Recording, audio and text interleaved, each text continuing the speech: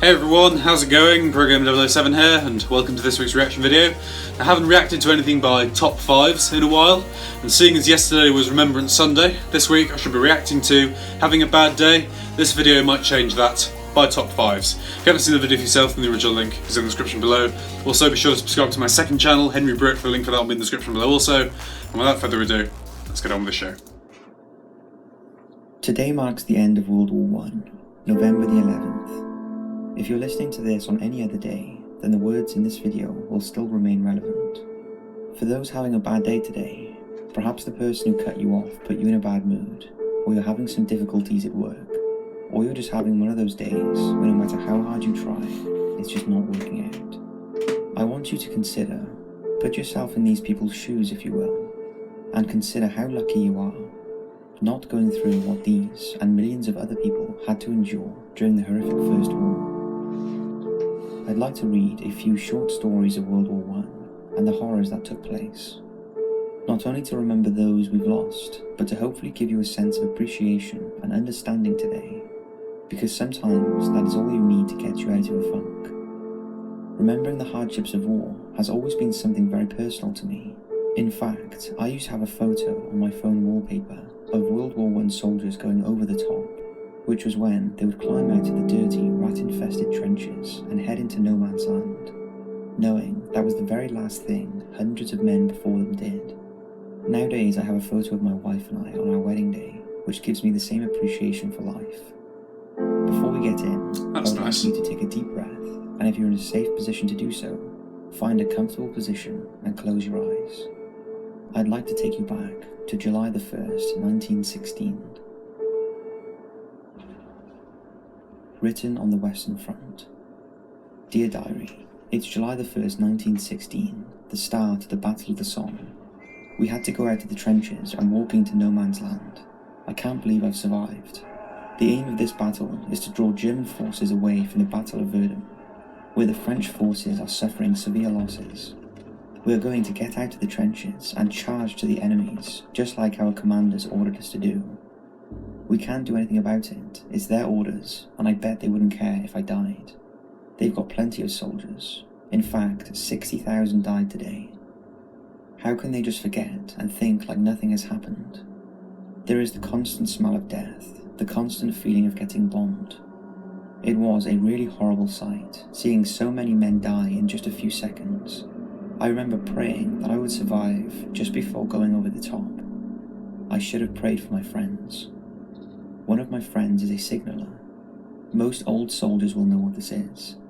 Bayonet drills, bombing practice, in short, all those exercises which were supposed to make an efficient soldier. He began to regret this. I can understand how he must have felt. I can't believe I'm saying this, but I wish I never joined the army. Those posters were nothing but lies. I wish I was back home with my family, and not in this ghastly place. I can feel it will get much worse. This is only the first day anyway. February 23rd, 1918, Helen Dorr Boylston, 1st Harvard US Medical Unit based in France. 200 gassed cases came down last night, poor wretched things, and we had no beds for them, had to put stretchers on the floor, and they were so uncomplaining about it. One said to me as I was bathing his eyes while he lay on the floor, "It's jolly good to be here, sister." September 7th. Still very busy. We are having awfully heavy dressings now. One that I did today almost made me cry, and I don't cry easily either. The lad was a Canadian, about 22, with a frightful arm, elbow joint smashed, and the whole arm stiff and swollen, and full of gas gangrene. In getting off the dressing, I had to move it some, and though I was careful as I could be, I could hear the bones crunching and grating inside. Then I had to pull off hard, dry sponges, and haul out yards of packing that kept catching on the splintered bone. The lad just turned his head away and never made a sound, didn't even grit his teeth. Once, accidentally touching a bare nerve end with my forceps, I hurt him terribly, and he turned his head to see what I was doing. I saw that his eyes were full of tears and the pupils enormously dilated with pain, but not a word out of him. No groaning, no "please wait a minute, sister," just patient silence. I choked for an instant and then burst out, "Oh, I'm awfully sorry, lad, I didn't want to hurt you." And he said so gently, "It's quite all right, sister, carry on." When When I'd finished and was tucking him in, he looked up at me and said, "You're very gentle, sister, thank you very much." And I had tortured him unbearably. I couldn't say a single word.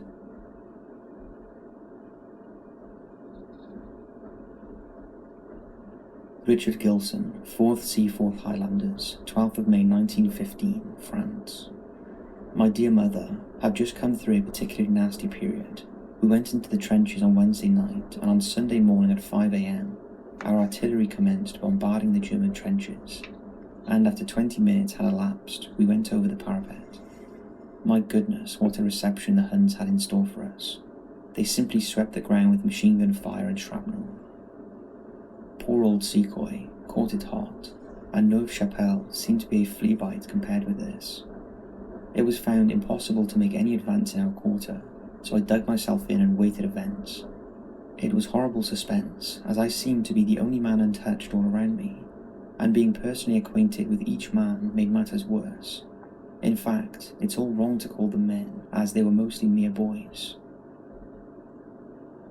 Willie Seibert, a World War I German soldier's account of releasing the first batch of chlorine gas, a devastating toxic gas used to inflict horrendous casualties on the enemy forces. April 22nd, 1915. Finally we decided to release the gas. The weatherman was right. It was a beautiful day. The sun was shining. Where there was grass, it was blazing green. We should have been going on a picnic, not doing what we were going to do. We sent the German infantry back and opened the gas valves with the strings. About supper time, the gas started towards the French. Everything was stone quiet. We all wondered what was going to happen. As this great cloud of green-grey grass was forming in front of us, we suddenly heard the French yelling. In less than a minute, they started with the most rifle and machine gun fire that I've ever heard. Every field artillery gun, every machine gun, every rifle that the French had must have been firing. I had never heard such a noise. The hail of bullets going over our heads was unbelievable, but it was not stopping the gas. The wind kept moving the gas toward the French lines. We heard the cows bawling and the horses screaming. The French kept on shooting. They couldn't possibly see what they were shooting at. In about 15 minutes, the gunfire started to quit. After a half hour, only occasional shots. Then everything was quiet again. God. In a while it had cleared, and we walked past the empty gas bottles. What we saw was total death. Nothing was alive. All of the animals had come out of their holes to die. Dead rabbits, moles and rats and mice were everywhere. The smell of the gas was still in the air. It hung on the few bushes which were left. When we got to the French lines, the trenches were empty, but in a half mile the bodies of French soldiers were everywhere. It was unbelievable. Then we saw there was some English. You could see where the men had clawed at their faces and throats trying to get breath. Some had shot themselves. The horses still in the stables, cows, chickens, everything, all were dead. Everything, even the insects, were dead. A.D. Hunter, soldier's perspective of the gas from the other side who survived. The French troops saw none of this installment of premeditated murder. Looking across to the German trenches at about 5 in the afternoon, they saw a series of sharp puffs of white smoke, and then trundling along with the wind came the queer greenish-yellow fog that seemed strangely out of place in the bright atmosphere of that clear April day. It reached the parapet, paused, gathered itself like a wave, and ponderously lapped over into the trenches. Then passive curiosity turned to active torment, a burning sensation in the head, red-hot needles in the lungs, the throat seized as by a strangler. Many fell and died on the spot, the others gasping, stumbling, with faces contorted. Hands wildly gesticulating and uttering hoarse cries of pain, fled madly through the villages and farms and through Ypres itself, carrying panic to the remnants of the civilian population and filling the roads with fugitives of both sexes and all ages. Today marks the day when all this torment and torture came to an end. And for most people, it's hard to even imagine what life in war must have been like. But thankfully, we do not have to experience what these men, women and children had to go through. The death and destruction during those times must have been so incredible. And although it's never good to compare yourselves to others, It gives you a sense of what millions and millions of people had to go through on a daily basis during the First War, and how truly lucky we are to be alive today. For many of us, we can go outside, we can walk around, we can go to the shops, we can go see family and friends, with no imminent threat of being bombed or gassed or killed. It's stories and diaries like this that will live on forever, that should always remind us of the horrors of war and give a deep understanding and appreciation for those who lost their lives for our freedom.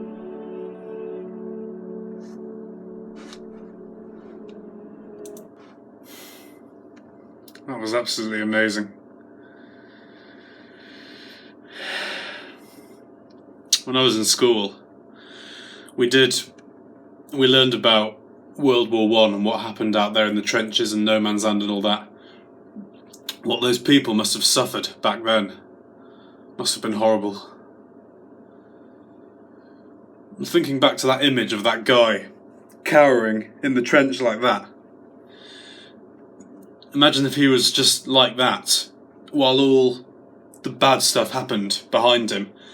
Then when it stopped, you just look around and see nothing, just endless miles of dead people, dead stuff.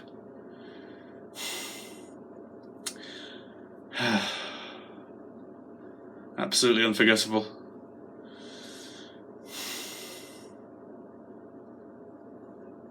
Anyway guys, hope you lot enjoyed that as much as I did.